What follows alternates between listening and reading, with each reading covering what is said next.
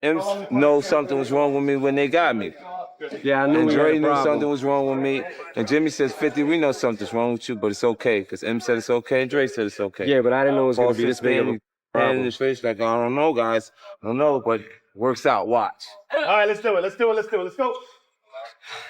That moment in the studio, Eminem and Dre looking at each other and essentially saying, "We know something's wrong with you, but it's okay, let's do it anyway," is the most honest possible description of how this partnership actually began. Not a calculated business decision, not a carefully evaluated risk assessment. Two people who heard something in a voice that they couldn't explain away, deciding that whatever the complications were, the music was worth it. That instinct turned out to be one of the most commercially and culturally significant decisions in the history of hip-hop, and it almost didn't happen at all. My manager gave me a copy of Guess Who's Back. And within the first couple of songs, I was like, yo, he's back. 50 came out here to LA a couple of days after that. We sat down, talked about it, and it seemed like he was cool as shit. Big shout out to my man 50 Cent doing it, you know what I'm saying? Me and him go way, way, way back, man. That's one of my shorties, man, coming up in the game. One of the best MCs in the world, man. So 50 was able to pull from the real bare bone skeletons and create melodies that they were able to later produce on top of and make it that. But just as his buzz grew with Power of the Dollar, an attempt on his life was made.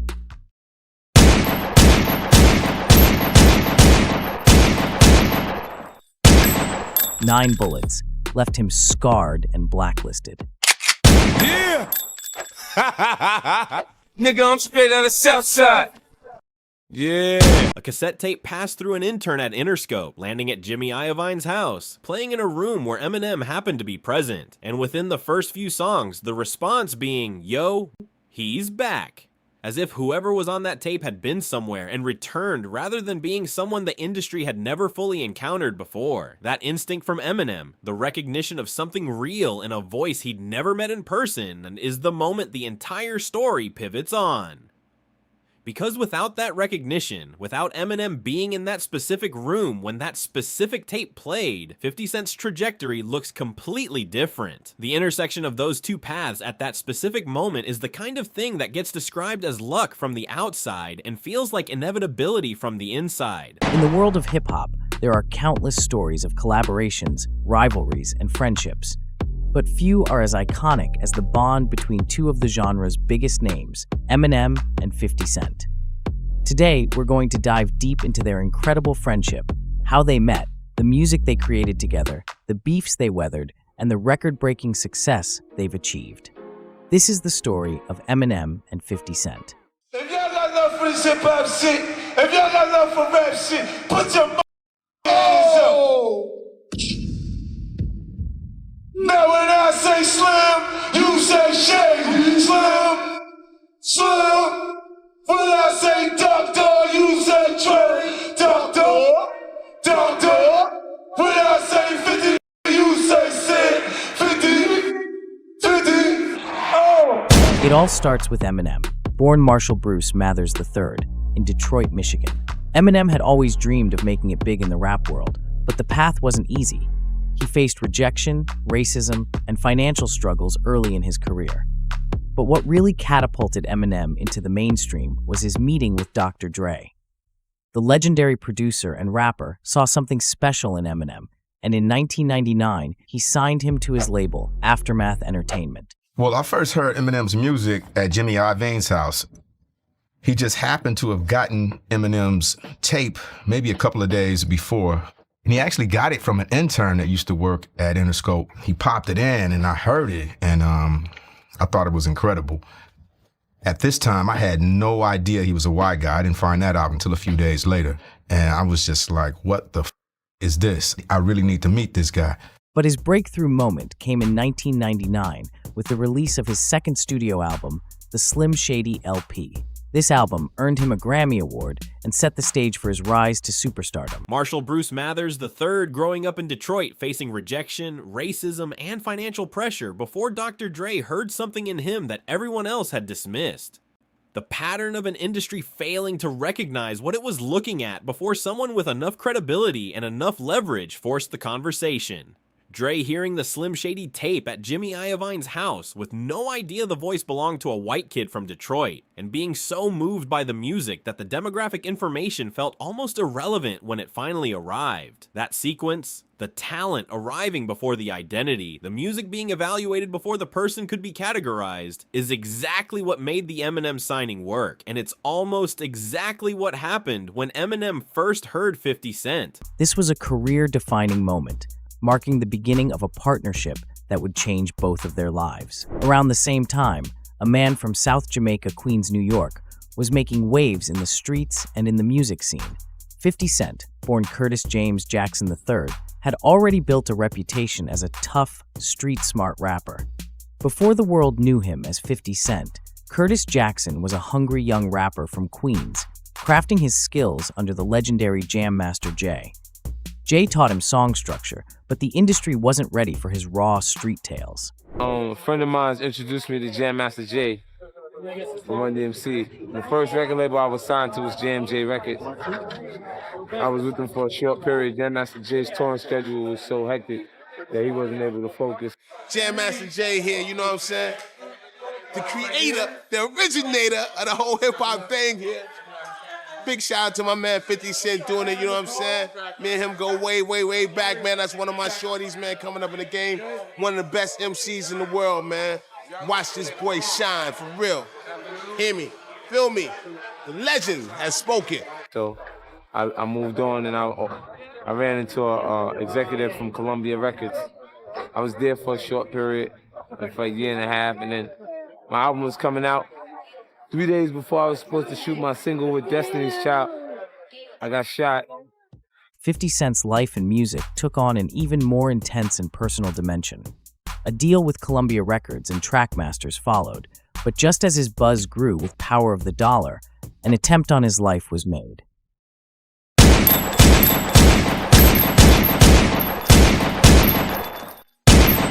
9 bullets left him scarred and blacklisted. It was a real sneaky ass, because he came around the back of the car. Then he at the door, started popping. The glass broke, shit. I'm jumping around the back of the car and see, you know what I mean? And you're a tough guy. I mean, you've been shot how many times? 9 times? Yeah, 9 times. 9 times and you lived? Yeah. It was one incident, though. It wasn't... one 9 time? times once? Yeah. Oh, and you were shot in the face, too? Yeah, right here on the side. It's a little dimple. I don't even see a scar. What kind of gun was this? Yeah, what kind of gun? A 9mm. You can see the... Oh, yeah, look Inside? at that. Yeah. After the shooting, he got dropped from Columbia Records. Most would have folded. 50 doubled down. His mixtapes flooded the streets, catching the ears of Eminem and Dr. Dre. The Jam Master Jay chapter of 50 Cent's story is the one that gets compressed most often in the broader narrative about his rise, but it's foundational. Jay taught him song structure, gave him a framework for understanding how music is built rather than just how bars are delivered. The connection through a shared attorney, Theo Settlemere representing both 50 and Eminem, creating an accidental pipeline between two careers that had no obvious reason to intersect. And then the Columbia Records situation ending at the worst possible moment. 3 days before a video shoot with Destiny's Child, 9 bullets dropped from the label, blacklisted from an industry that had decided the liability outweighed the talent. Most people don't survive that combination of circumstances. 50 Cent responded to it by flooding the streets with mixtapes and building a reputation that eventually reached the one person with enough power and enough conviction to bring him in from the outside. My manager gave me a copy of Guess Who's Back, and within the first couple of songs, I was like, yo, he's back. I was getting music from Theo Settlemere, who's 50's attorney, who also happened to be M's attorney at the time. I was funneling it to Marshall, but at the time, Marshall was working on filming 8 Mile. He was also finishing up the Eminem show, so he was very focused on what he had in front of him creatively. At some point, we got the Guess Who's Back record, and I think it was before 50 even officially released it. And that's when I was like, all right, listen, you gotta listen to this thing. At that point in time, I think we had found out that he wasn't signed yet, so, we have a chance to maybe do something with him. Let's try to see what's up. You got in the business with Eminem, right? Did he discover you or something? Yeah, Eminem, he had got his hands on a copy of a mixtape that I put out, through my attorneys, Theo Stedemeyer. Paul Rosenberg is Eminem's representation, and they have a relationship, so that's how he got the CD. So I think the first time I met 50 was at a release party. Was it in New York? I think it was in New York. In Los Angeles for the release of the record. They flew me out to Los Angeles. I met him, I met Dre. And I know creatively there's no place I could be that is better than Shady Aftermath. 50 came out here to LA a couple of days after that. We sat down, talked about it, and seemed like he was cool as shit. So I was like, let's do it, man. So maybe another week after that, me and 50, we went in the studio. I think we spent about 4 or 5 days in the studio, and we got shit like 5 keepers on this album. 50, in my opinion, is one of the most incredible artists I've worked with in the studio as far as writing and just like basic performance and just vibing. You know what I mean? He came in, every track I put up, he had something for it. He wrote to it, got in the booth, did his thing.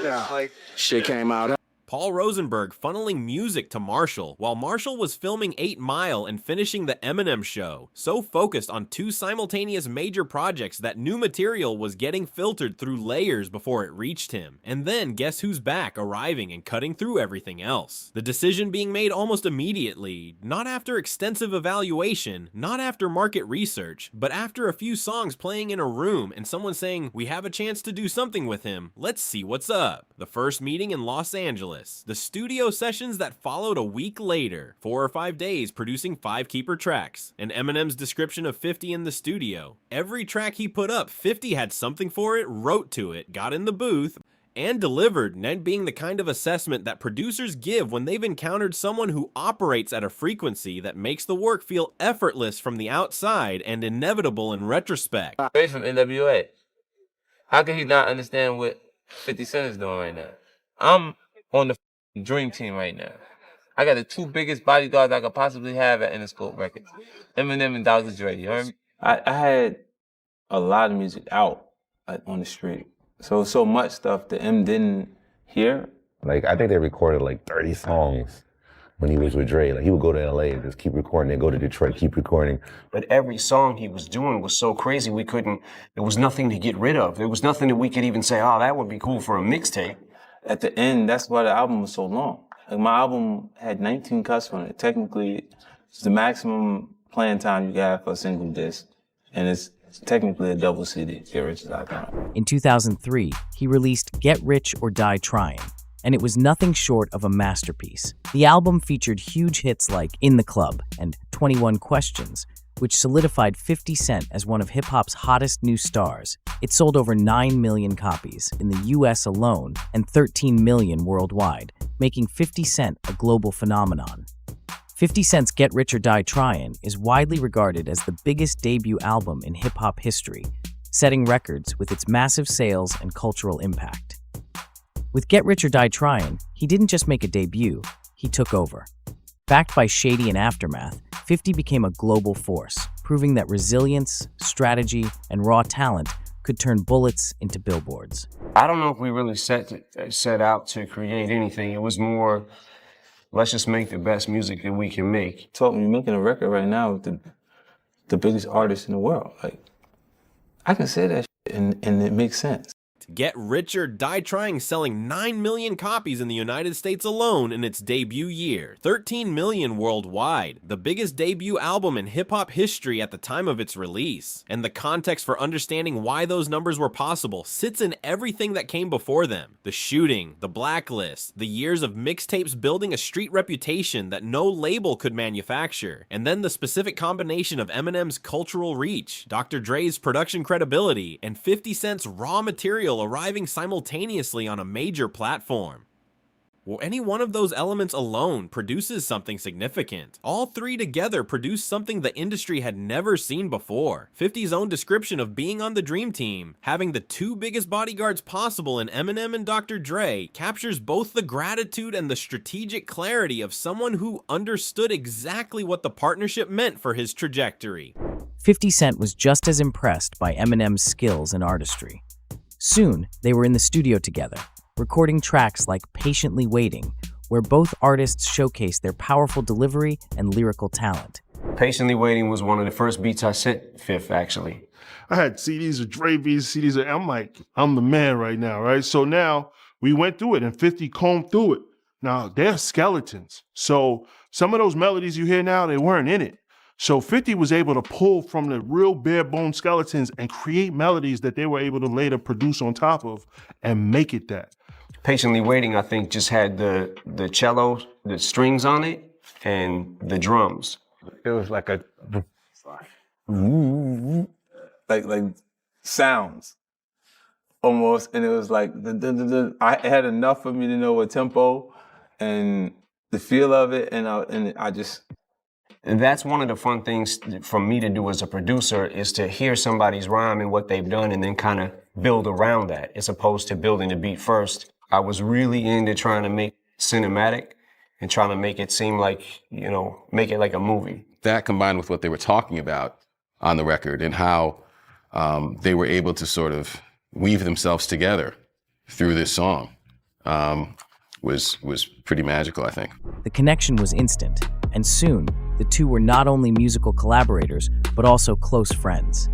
This collaboration led to one of the most influential partnerships in hip-hop history. Their chemistry was undeniable. They were two different kinds of artists. Eminem, the white, controversial rapper from Detroit, and 50 Cent, the gritty, street-smart rapper from Queens. But together, they created a unique and powerful dynamic that resonated with fans worldwide. Their friendship wasn't just about the studio or business, though. Eminem and 50 Cent regularly performed together, energizing crowds at concerts around the world. Their live shows were legendary, combining Eminem's rapid-fire delivery with 50's catchy hooks and charisma. The energy in the arena was palpable. Fans knew they were witnessing something special, something real. But what really set their relationship apart was their genuine camaraderie. Despite the millions of records they've sold and the accolades they've earned, Patiently Waiting as the origin point of the collaboration is the specific track that reveals how their creative dynamic actually worked. The bare bones skeleton of a beat, 50 finding melodies in the spaces before the production filled them in, creating something from the structure rather than responding to a finished product, and then the production building around what 50 had already constructed rather than the other way around.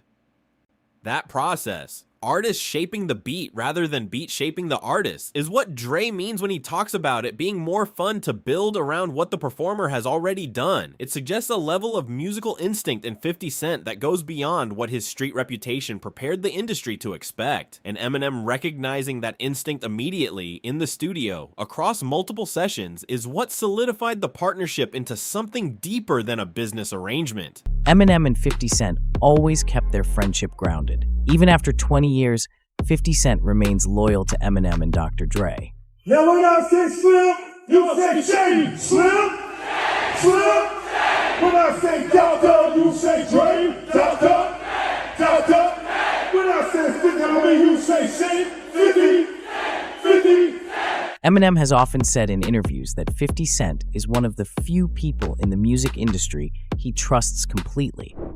I just want to say, man, I'm here today because this is not only like a business partner to me, it's one of the best friends I've ever known in the world. And he's also helped me through a lot of hard times in my own life, and he's always been there when I need him. And 50 has returned the sentiment, calling Eminem his big brother and mentor, and placing Eminem in the same category as his grandparents. I never dissolve the relationship between me and them. It'd be pretty tough for us to have an argument because I hold them in the kind of regards I hold my grandparents in. I noticed that. You know, he provided opportunities for me to take care of myself when I couldn't at that point. Like, I actually couldn't make it happen without the assistance that I got from him. The fact that he is authentic and he's ours. He's mine. I love him to death. So ain't nobody can tell me shit about him. He's in a tight second spot in my life for people who've done things for me that didn't have to. The two were at the top of their game, and their friendship only seemed to strengthen. But success in the rap game isn't without drama, and Eminem and 50 Cent's friendship was no exception. Hip-hop is notorious for beefs, and Eminem and 50 Cent were no strangers to the tension in the industry. Eminem was deeply involved in beefs with artists like Ja Rule, Cannabis, and Limp Bizkit's Fred Durst. Meanwhile, 50 Cent had his infamous feud with The Game and Ja Rule. But despite the drama, the bond between Eminem and 50 Cent never wavered. In fact, Eminem played a major role in supporting 50 Cent through some of the darkest moments of his career, including the tension with Ja Rule and murdering. The trust statement from Eminem, that 50 Cent is one of the few people in the music industry he trusts completely, carries specific weight when you understand what Eminem's relationship with the industry actually looks like. Someone who spent years being dismissed. Who was told by label after label that he was too weird and too white and too controversial to be commercially viable, who found success through Dr. Dre and then built something that the industry had no framework for. That person's trust is not casual. It's not the trust that comes from shared success and shared celebration. It's the trust that comes from being in rooms together during the hardest periods, from watching someone show up when the easy move would have been distance, and 50 placing Eminem in the same category as his grandparents, the people who took him in at 8 years old when his mother was murdered and raised him in a house with 8 other family members. That's not industry hyperbole. That's a man describing his actual emotional architecture. Like, I wasn't even gonna say nothing. To be honest with you, I didn't even address them directly until like Ja had said something about Haley. Shut up, Em. You claim your mother's a crackhead and Kim is a known. What's Haley gonna be when she grows up? That was it. I seen them was upset. I said, all right, I can do it now. And I went in the next room. I was in Detroit, and I recorded Automatic Gunfire that weekend. Eminem was loyal and always had 50's back. A loyalty that stood out in a business where trust is hard to come by. I would say that it's much more fun to be his friend than it is to be his enemy. Because this guy is relentless. And he won't stop. Let's talk numbers. Eminem has sold over 220 million records worldwide, making him one of the best-selling music artists of all time. He's earned 15 Grammy Awards, 2 Oscar nominations, and countless other honors. His albums, like the Marshall Mathers LP and The Eminem Show, have defined an era in hip-hop. Meanwhile, 50 Cent has sold over 30 million albums worldwide, with his breakout album, Get Rich or Die Tryin', being a major factor in his success. Though not quite as massive as Eminem, 50 Cent's impact on hip-hop and his ventures into business and television have kept him in the spotlight for years. 50 Cent has also proven himself to be a businessman with a vision. His executive producing role in the hit series Power is just one example of his far-reaching influence outside of music. He's been able to carve out a new career as an actor, producer, and entrepreneur, and Eminem has been there to cheer him on every step of the way.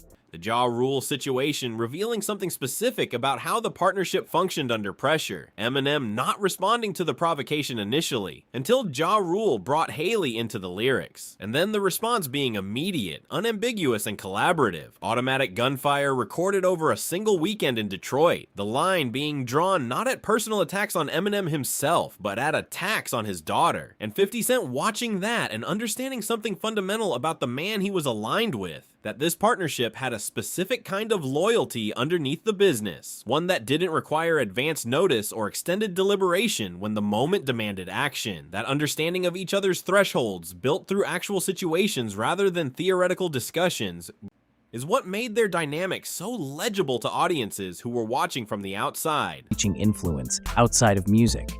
He's been able to carve out a new career as an actor, producer, and entrepreneur, and Eminem has been there to cheer him on every step of the way.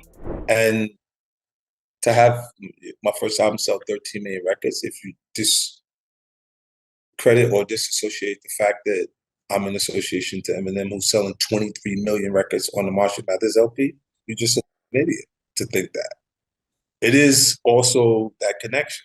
He's the bridge culturally for hip-hop culture to lose its color, for everybody to feel like they want to participate and be a part of it. No Eminem, no Rolls Royces and Ferraris that you see. Do you see what I'm saying to you now? They wouldn't be able to earn the same amount of money off of the projects that they have going on because there wouldn't be that many consumers of it. So when they would look and go, oh, why he sold more records than the rest of, oh, because he's white. Through the ups and downs, the beefs, and the business, the friendship between Eminem and 50 Cent remains strong. Their bond is more than just about making music together. It's about loyalty, trust, and mutual respect.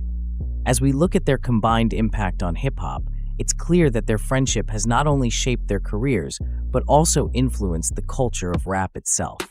From breaking records to surviving the toughest of times, Eminem and 50 Cent have proven that true friendship, in the cutthroat world of hip-hop, can endure. Their journey is a testament to the power of collaboration, respect, and the incredible bond that two of the genre's greatest ever formed. And as long as the music plays, their legacy, both as artists and as friends, will continue to inspire generations to come. Look at me, don't be mad, all right? Don't be mad you signed the wrong record deal, okay? Okay, Shady Aftermath, you heard me? You don't got neither one of those names involved with your deal, up, you know what I mean? It's okay. Don't worry about it, you know, everybody makes mistakes and maybe you can bounce back from it. The numbers tell one version of the story. 220 million records for Eminem, 15 Grammys, 2 Oscar nominations, 30 million albums for 50 Cent, the biggest debut in hip-hop history, followed by a business empire, Power, Vitamin Water, G-Unit Films, and television that extended his influence well past the music. But the more interesting story sits underneath the numbers in 50's observation about what Eminem's crossover appeal actually made possible for the broader hip-hop industry, the bridge that allowed consumption patterns that wouldn't have existed in his absence, the commercial infrastructure that grew larger because the cultural reach extended further, and Eminem's response to that observation, not denial, not deflection, but the kind of honest acknowledgement of structural reality that most people in his position would avoid saying publicly, is what makes their public conversations feel different from the managed interactions that most industry partnerships produce. They actually say the thing, and 20+ years in, they're still saying it to each other's faces.